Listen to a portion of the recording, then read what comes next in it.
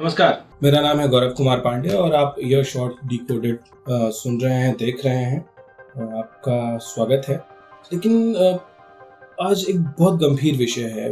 विषय ये कि आज़ादी को इतने साल हो गए और उसके बाद भी अगर हर कुछ दिन के बाद ये खबर आए कि समाज के किसी वर्ग को बेइज्जत किया गया है, उनके साथ पिटाई की घटना सामने आई है, उनके साथ अमानवीय व्यवहार की घटना सामने आई है, तो ये डिस्कस करना भी अपने आप में एक हिंदुस्तानी होने के नाते आपको ये फील कराता है कि ये ठीक नहीं है। और रायबरेली में जो हुआ दलित युवक के साथ, उसमें सिर्फ पिटाई नहीं की गई है, उसको अमानवीय ही कह सकते हैं।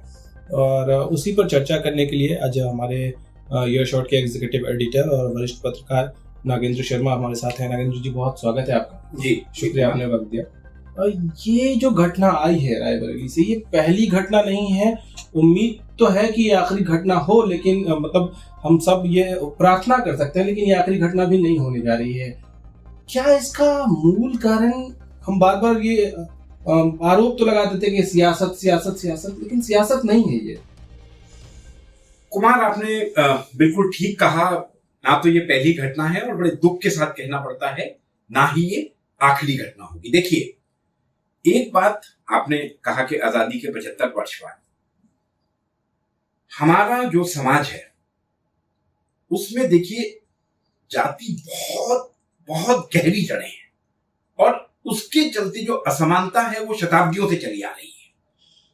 और वो किस रूप में सामने आई है, रायबरेली में जो हुआ है उस लड़के के साथ, देखो उसको शब्दों में बयान करना या उसकी आप जितनी भर्त्सना करें वो काम है, लेकिन उससे कुछ होता नहीं। कुमार, देखिए दिक्कत क्या है कि इतना ज्यादा जो जातीयता है इतनी ज्यादा अंदर तक बसी हुई है कि उसको भूल पाना असंभव है। अभी 14 अप्रैल को पूरे देश में फादर ऑफ द कॉन्स्टिट्यूशन बाबा साहब अंबेडकर की जो है बर्थ एनिवर्सरी थी, पूरे देश में मनाई गई, लेकिन वो एक तरह से केवल फॉर्मेलिटी है।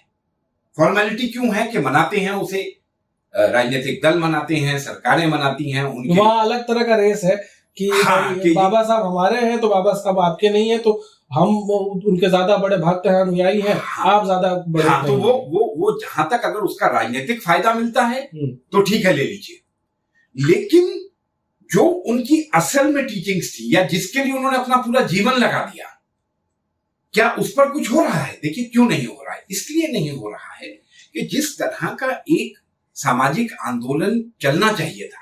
देखिए क्या हुआ आजादी के बाद देश में तय हुआ कि देखिए जो पिछड़े हैं और खासतौर पर सामाजिक तौर पर जो पिछड़े हैं उन्हें 10 साल के लिए आरक्षण दिया जाए। फिर वो 10-10 साल एक्सटेंड होते हुए आज तक जारी है। उसकी अलग समस्याएं हैं, उसमें क्रीमी लेयर की प्रॉब्लम, खैर एक अलग विषय है, वो अलग। हाँ। लेकिन अब उस सामाजिक असमानता को दूर करने के लिए जो उठाया गया कदम है उससे ये तो है कि आर्थिक पिछड़ापन तो दूर हुआ है, लेकिन जो क्या सामाजिक दर्जा मिला वो नहीं मिला। क्यों नहीं मिला? क्योंकि देखिए जो एक समानांतर कदम होने चाहिए थे, चाहे वो सामाजिक संगठन हो, राजनीतिक दल हो, कुमार किसी ने नहीं उठाए। और जब अगर उठाए भी तो हो सकता है कि वो नाम मात्र के लिए हुए भी हैं। आंदोलन हुए जो नहीं, आपको लगता है कि इस वजह से भी है क्योंकि इसको सिर्फ पॉलिसी मेकिंग से नहीं दूर किया जा सकता है। समाज के दो वर्ग, दो तबकों में अगर हमको चाहिए कि भाई वो मिलकर रहे और वो मेंटल ब्लॉकेज जो है अपर कास्ट और लोअर कास्ट का वो खत्म होना है, तो आप देखिए, मैं इसको थोड़ा सा किसी और डायरेक्शन में ले जाने की कोशिश कर रहा हूँ। यहाँ तो थोड़ी अपर कास्ट और थोड़ा सा नीचे लोअर कास्ट के लड़का लड़की शादी कर लेते हैं तो उनकी हत्या हो जाती है। यहाँ तो बड़े गैप की बात कर रहे हैं, तो क्या किसी भी तरीके से इनको और ज्यादा हिलने मिलने की जरूरत है?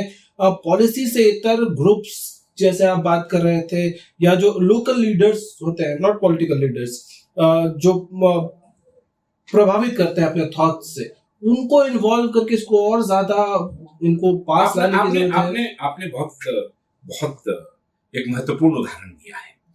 तो आपकी जो सारी बातें, आपने जो जिक्र किया ऑनर किलिंग का, जिस पर आपने आपकी एक सीरीज भी चल रही है, चल रही है। देखिए है क्या ऑनर किलिंग? क्या है ऑनर किलिंग? इसी जो आपने कहा वो अपर लोअर भी है, देखिए वो स्वर्ण जाति और पिछड़ों का भी है, लेकिन वहां तो अंतर जातीय में भी है। तो देखिए वो ये दिखा, उसका मैनिफेस्टेशन किस तरह से है कि आपने जो तय किया, अगर युवक उससे आगे बढ़ रहे उन बेड़ियों को तोड़ना चाहते हैं तो हम इस हद तक चले जाएंगे कि तुम्हारा नामो निशान मिटा देंगे। जो परंपराएं चली आ रही हैं, भले ही वो अब गैर कानूनी घोषित हो चुकी हैं, लेकिन उनसे ऊपर कुछ नहीं है। तो ये दिखाता है कि कितनी ज्यादा डीप रूट्स हैं इन सोशल इविल्स की। अब आपने दूसरी बात की कि देखिए पॉलिसी लेवल पर, देखिए पॉलिसी लेवल पर तो ठीक बात है, पॉलिसी लेवल पर कुछ हुआ है, लेकिन अब दिक्कत कहां है? दिक्कत ये है कि क्या जो ये असमानता है इसको कोई दूर करना चाहता है? मुझे तो नहीं लगता। देखिए पिछड़ों को आवाज भी मिली है, पिछड़ों को राजनीतिक सत्ता भी मिली है, लेकिन उस राजनीतिक सत्ता से भी क्या वो जो एक सामंजस्य होना चाहिए था, जो वो नहीं हुआ, वो अगड़ों और पिछड़ों में और ज्यादा फॉल्ट लाइन्स हो गई, इसलिए किस राजनीतिक दल उसको वोट बैंक की तरह इस्तेमाल कर रहे हैं। और दूसरा सामाजिक संगठन जो है, या देखिए ऐसी सब चीजें जो हैं बहुत बड़े, आप दुनिया में देखिए, ठीक है दुनिया में जात वो नहीं है, रंग पर जो होता है। आप देखिए कि अमेरिका में कितना बड़ा आंदोलन चला और उस आंदोलन की मार्टिन लूथर किंग जूनियर की हत्या कर दी गई 39 वर्ष की उम्र में, लेकिन उससे अधिकार मिले, और ऐसे अधिकार मिले कि ठीक है हम ये कह लें कि भाई वहां ऐसा नहीं है, वहां डिस्क्रिमिनेशन भी है, क्या वहां उस तरह का एसिमिलेशन है? नहीं है, लेकिन भारत एक विशाल देश है, हजारों जातियां हैं, कई धर्म हैं। तो ये जो दिक्कत है, ये मैं ऐसा मानता हूं कि राजनीतिक से ज्यादा मेरी समझ में, मेरी राय ये है, हाँ है राजनीतिक दिक्कत भी है, राजनीतिक दलों को वोट बैंक चाहिए, लेकिन जो एक समानांतर समाज में बदलाव होना चाहिए था, वो देखिए आज आजादी के 75वें साल में आप ये चर्चा कर रहे हैं कि देखिए रायबरेली में एक लड़का था, वो दलित लड़का, उसकी माँ मजदूरी करती थी किसी और जाति के घर में, वहां वो उसके पिताजी नहीं है। ये देखिए जो मीडिया में खबरें आ रही हैं, तो वो जब वहां मेहनताना मांगने गया, अपनी माँ की मजदूरी मांगने गया, तो कथित तौर पर जो अगड़ी जाति के लोग थे, उनका ये जो मीडिया में चीजें आ रही हैं कि तुम्हारी हिम्मत कैसे हो गई, तुम्हें हम सबक सिखाते हैं, आप बेल्ट से पिटाई कर, देखिए बेल्ट से पिटाई आप कर रहे हो, दूसरा आप बिजली की तार, और आप जो उसको तलवे चाटने को कह रहे हो, वो आप ये बेसिकली आप ये दिखाना चाह रहे हैं कि देखिए हम कितने सुपीरियर हैं, तुम इंसान नहीं हो, तुम दास हो। तो देखिए अब ये जहां इस तरह की सोच अभी तक आजादी के 75 साल बाद होगी, तो कुमार जो आपने शुरुआत में कहा, तो अंतिम घटना कैसे हो सकती है? देखिए ये तो ऐसी चीजें हैं जिनका, अच्छा इसके अगर सॉल्यूशन पे माफी चाहूंगा, आपको रोक रहा हूँ, लेकिन अगर जल्दी से इसके सॉल्यूशन की तरफ हम बढ़ने की कोशिश करें, पहले तो क्या ये अब जो जनरेशन आ रही है, जो जिनको हम युवा कह रहे हैं, भाई दुनिया के सबसे युवा देश हम खुद को कहते हैं जब, तो क्या ये युवाओं का, जो लोग सुन रहे हैं उनके लिए भी है, जो लोग देख रहे हैं उनके लिए भी है, कि क्या ये युवाओं को लीड करना चाहिए, चाहे वो दलितों के वर्ग से आ रहे हो या सो कॉल्ड अगड़ी जातियों के वर्ग से आ रहे हो, कि ये जो हो रहा है इसको दूर करने की जिम्मेदारी अब युवाओं पे होनी चाहिए ज्यादा, क्योंकि आप पढ़ लिख गए, आपका सोशल मीडिया पे आपका रीच है कि आप ह्यूमैनिज्म की बात करते हैं, बाकी तमाम तरह की चीजों की बात करते हैं, तो उसको उतारिए, इम्प्लीमेंट करिए। देखिए जो मैं देखता हूं, जो मैं ऑब्जर्व करता हूं, शहरी क्षेत्रों में तो जो युवा वर्ग है उसमें ये पॉजिटिव चेंज नजर आता है, जो एक एनकरेजिंग बात है, ये नजर आता है। और देखिए दूसरी एक और चीज हो रही है कुमार गौरव, एक जो बहुत महत्वपूर्ण चीज हो रही है, वो ये हो रही है कि अब आपके जो रोजगार हैं वो ज्यादा प्राइवेट सेक्टर में है, निजी क्षेत्र में। तो निजी क्षेत्र में इस तरह की ऐसी कोई बात है नहीं। आप देखिए होता क्या है, आरक्षण की भी एक फ्लिप साइड देखिए, जैसे ही आरक्षण में अनुसूचित जाति, अनुसूचित जनजाति की जो भर्ती होती है, देखिए एक खाई, तो ये सच्चाई है, क्रूर सच्चाई है।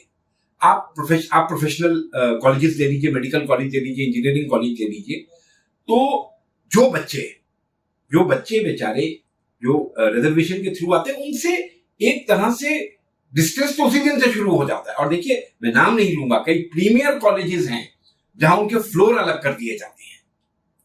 कितना बड़ा डिस्टेंस, देखिए मतलब किसी एक स्टूडेंट पर क्या गुजरती होगी कि आपको पहले ही मेन स्ट्रीम से बाहर कर दिया गया। तो ठीक है, आपको नौकरी तो मिल जाएगी, वो सब तो हो जाएगा। लेकिन जो आपने बात की युवाओं की, देखिए युवाओं का ये हो रहा है कि बड़े शहरों में तो एक चेंज नजर आता है, लेकिन कुमार दिक्कत कहाँ है? दिक्कत ये है कि अभी भी छोटे शहरों में और गांव में ये जो सैकड़ों सालों से चली आ रही इस तरह की सामाजिक बुराइयां हैं, देखिए इनको दूर युवा कर सकते हैं, बिल्कुल कर सकते हैं, लेकिन अभी भी क्या ऐसा हो रहा है? मुझे ऐसा नहीं लगता। आपने जो जिक्र किया ऑनर किलिंग्स का, हालांकि वो केवल अगड़ों पिछड़ों में कन्फाइन नहीं है, बहुत बड़ी प्रॉब्लम है, लेकिन ऐसा भी है। तो देखिए एक चेंज, एक बदलाव देखिए आए हैं, दुनिया में आए हैं, देशों में आए हैं, यहाँ भी देखिए काम काफी हुआ है।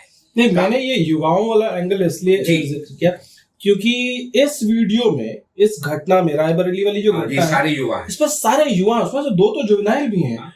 तो इसलिए मैं, ये जो लोग हमको सुन रहे हैं, देख रहे हैं, उनसे भी ये सवाल है कि आप जब दुनिया से खुद को कंपेयर करते हैं, जब आप एक पढ़े लिखे क्लास से, इंटेलेक्चुअल क्लास से खुद को कंपेयर करते हैं, तो क्या वो बदलाव आपके और हमारे अंदर ही नहीं शुरू होना चाहिए? जो यूथ है, अगर वो भी उस रूढ़िवादी सोच के साथ आगे बढ़ रहा है, तो ये और ज्यादा चिंता का विषय है कि चिंता का विषय है कुमार। लेकिन इसमें एक सिल्वर लाइनिंग ये है कि उम्मीद ये की जा सकती है कि जैसे जैसे अवेयरनेस बढ़े, जागरूकता बढ़े, तो युवाओं से ये उम्मीद की जा सकती है कि जो शताब्दियों से चला आ रहा है, जो गलत है, उसमें वो बदलाव कर सकते हैं, हुए भी हैं। देखिए भारत में बड़े बड़े बदलाव हुए हैं, बड़े बड़े आंदोलन हुए हैं, तो युवाओं से उम्मीद की जा सकती है। लेकिन कुल मिलाकर आज जो हम बात कर रहे हैं, आज की तस्वीर मुझे निराशाजनक लगती है। ठीक, अच्छा, इसमें पुलिस का रोल आपको कैसा लगता है? 10 तारीख की घटना है और 17 तारीख को ये वायरल हुआ, और उसके बाद पुलिस ने शायद जो अलग अलग जगहों पर अलग अलग खबरें हैं, उसमें तो सीधी बात है कि घटना कब सामने आई।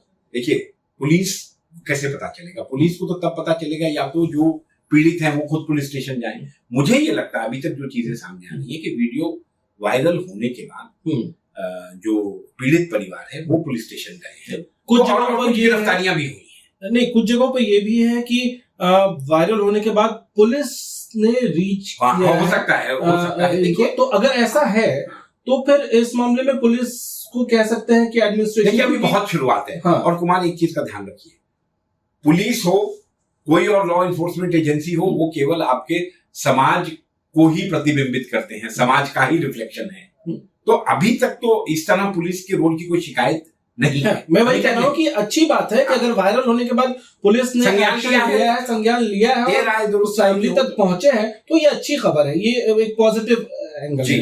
खैर, चलिए, तो इस चर्चा में वैसे तो बहुत कुछ हो सकता है। नरेंद्र जी, बहुत शुक्रिया आपका इस चर्चा में हमारे साथ शामिल होने के लिए। लेकिन आप जरा सोच कर देखिए, उस दलित युवक की मनोदशा, खबरों के मुताबिक अगर ये सच है, 10 तारीख को उसको पीटा गया है, उससे तलवे चटवाए गए हैं और उसको ये बोला गया है, धमकी दी गई है कि पुलिस में मत जाना। सोचिए कि पुलिस ने खुद जब तक इस वीडियो के वायरल होने के बाद उस तक नहीं पहुंची है, तब तक उसकी इतनी हिम्मत नहीं थी कि वो थाने जाए। वीडियो वायरल हुआ, और वीडियो ऑथेंटिक हो, वायरल हुआ, तो मैं तो मानता हूं वायरल हुआ, एटलीस्ट जो ह्यू एंड क्राई हो रहा है उससे भी ये भी एक सकारात्मक चीज है कि कम से कम वीडियो तो वायरल हुआ। वीडियो वायरल हुआ, उसके बाद ह्यू एंड क्राई हुआ, आज चर्चा कर रहे हैं, हम भी तभी चर्चा कर रहे हैं, वीडियो वायरल हुआ। ये एक सकारात्मक चीज है कि कम से कम, बिल्कुल, देखिए उससे पीड़ा हुई, ये मैं इसको एक सकारात्मक संकेत मानता हूं। ठीक है, इस वीडियो को यही खत्म कर रहे हैं, लेकिन इस एक लाइन के साथ कि उस 10वीं में पढ़ने वाले लड़के का दर्द सोच कर देखिएगा, महसूस करके देखिएगा, जिसे पीटा भी गया, बेइज्जत भी किया गया, और वो खुद पुलिस तक जाने की हिम्मत नहीं कर पाया 7-8 दिनों तक। इजाजत दीजिए, नमस्कार।